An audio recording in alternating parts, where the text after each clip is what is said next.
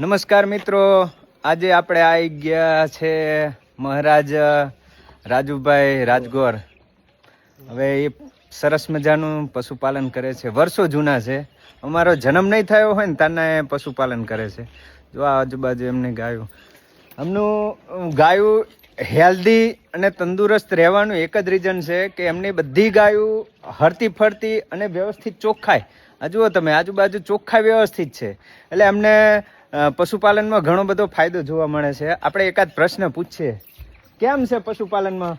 આરામ સારું, કમ્પ્લેટ હાલે છે અને વ્યવસ્થિત ખાંચવું છું.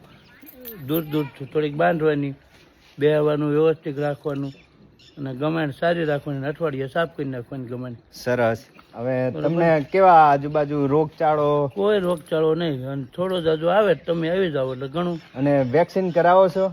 હા, ટાઈમ ટુ ટાઈમ વેક્સિન કરાવી લેવું.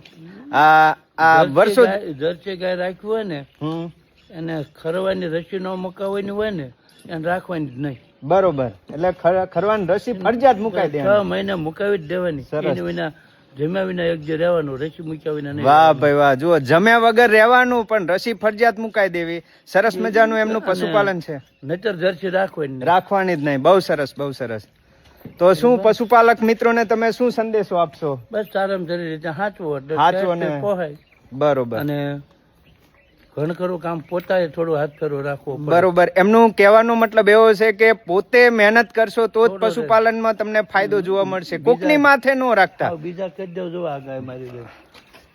શું છે આ ગાયને? કોઈ તકલીફ છે આને? કેટલા વર્ષ થયા છે આને? આની થયા છે 5 વર્ષથી. 5 વેતરથી હું દોઉં છું. 5 વેતરથી મહારાજ દોવે છે. સરસ સરસ. બરોબર. મારે ગાભણ ગા રહી. સરસ સરસ. ચોખ્ખાઈ વસ્તુ શું છે કે તમે ચોખ્ખાઈ જેટલી રાખશો ને એટલો રોગચાળો ઓછો આવશે.